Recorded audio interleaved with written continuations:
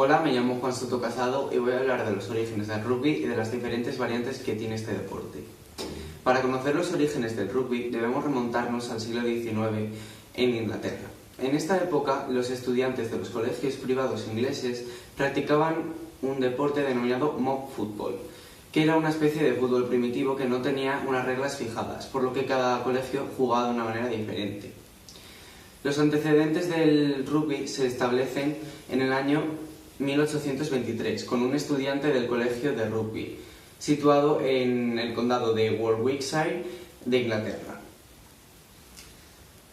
Este estudiante estaba practicando el mob football y sin previo aviso agarró la pelota del suelo, la cogió en brazos y salió corriendo hacia el campo contrario y anotó un gol en la meta del equipo enemigo.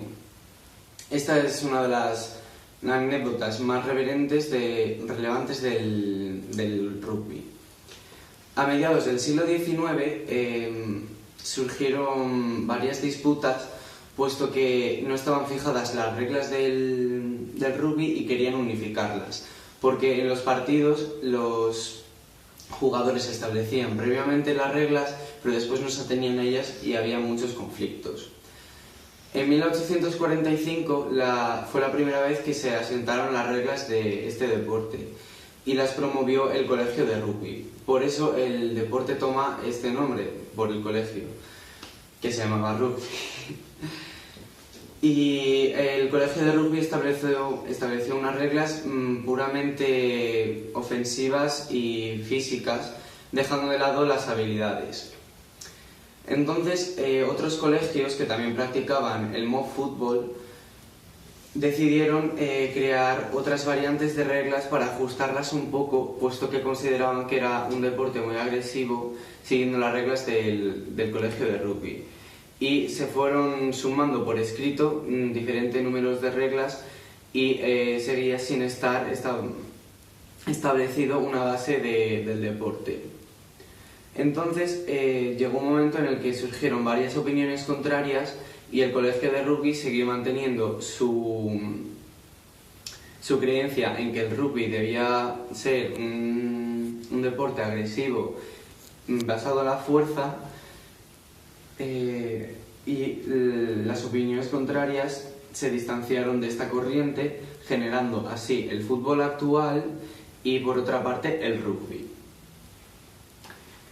Las diferentes variantes del rugby son el rugby touch y el rugby league.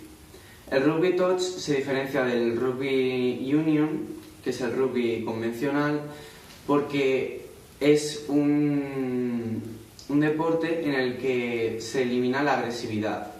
Es decir, no se pueden hacer placajes ni tácticas demasiado ofensivas que puedan causar lesiones a los jugadores, porque su inventor lo programó para evitar las lesiones de sus jugadores durante la temporada.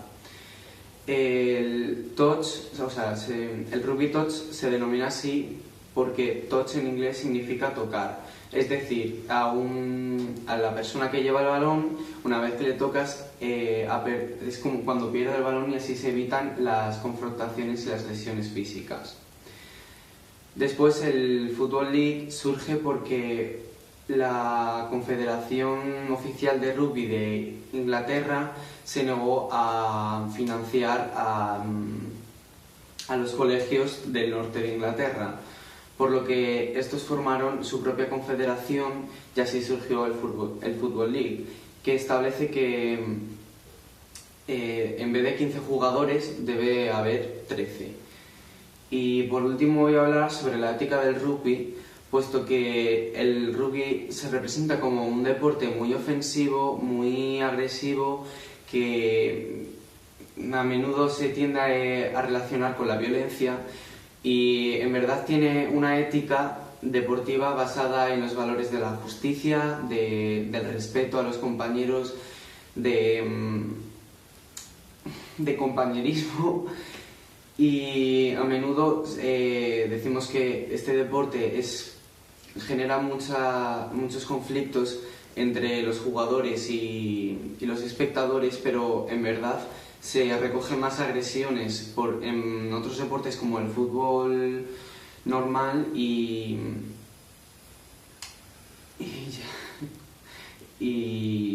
con esto quiero demostrar que un deporte que aunque tenga una táctica y unas reglas agresivas, lo más importante es que sus jugadores se respeten entre sí. Muchas gracias.